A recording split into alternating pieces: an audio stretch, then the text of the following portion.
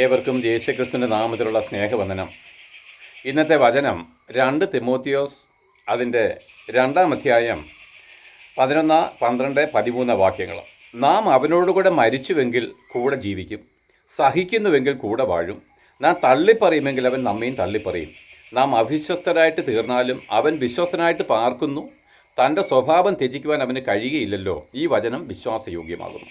നോക്ക്, പിന്നെ നാം അവനോട് കൂടെ മരിച്ചുവെങ്കിൽ കൂടെ ജീവിക്കും, സഹിക്കുന്നുവെങ്കിൽ കൂടെ വാഴും. നോക്ക് പ്രിയരെ, കർത്താവായിരിക്കുന്ന യേശുക്രിസ്തു സ്വർഗം വിട്ട് ഇറങ്ങി വന്ന് ഒരു മനുഷ്യനായിട്ട് ഇറങ്ങി വന്നിട്ട് നമ്മുടെ എല്ലാവരുടെയും പാപങ്ങളെ വഹിച്ച് കാൽവരി ക്രൂശിൽ മരിച്ചു. നമുക്കെല്ലാവർക്കും അറിയാം, നമ്മുടെ പാപങ്ങളുടെ പരിഹാര ബലിയായിട്ടാണ് കർത്താവ് മരിച്ചത്.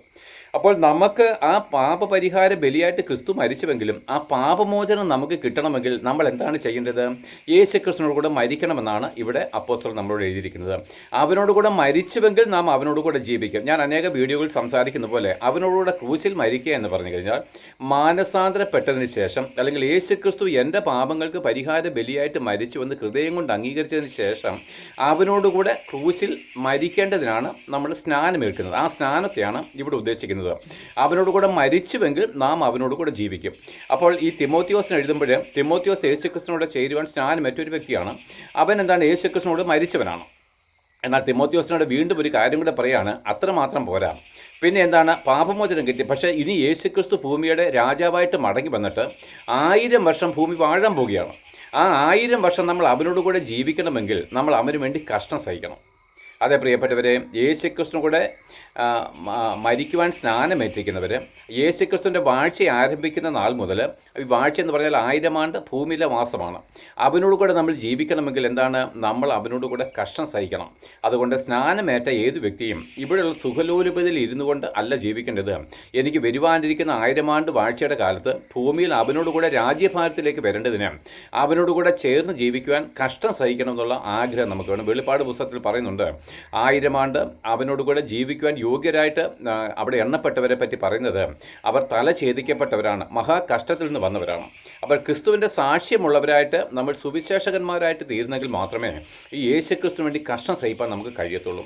എങ്കിൽ മാത്രമേ ആ കഷ്ടത്തിൽ കൂടെ മാത്രമേ നമുക്ക് നമ്മുടെ സഹിഷ്ണുത വർദ്ധിപ്പിച്ച്, നമ്മുടെ വിശ്വാസം വർദ്ധിപ്പിച്ച് വരുവാനിരിക്കുന്ന ലോകത്തിൽ നമ്മൾ കർത്താവിൻ്റെ ജീവിപ്പാൻ കഴിയത്തുള്ളൂ.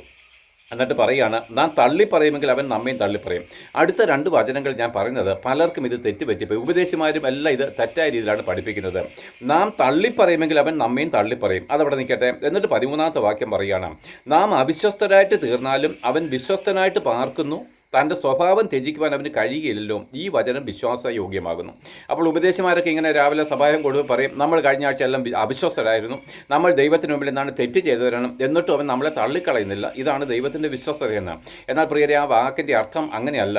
അത് 12-ാമത്തെ വാക്യമാണ്. നാം തള്ളിപ്പറയുമെങ്കിൽ അവൻ നമ്മയും തള്ളിപ്പറയും എന്നുള്ള വചനത്തിൽ ദൈവം വിശ്വസ്തനാണെന്നാണ് അവിടെ എഴുതിയിരിക്കുന്നത്.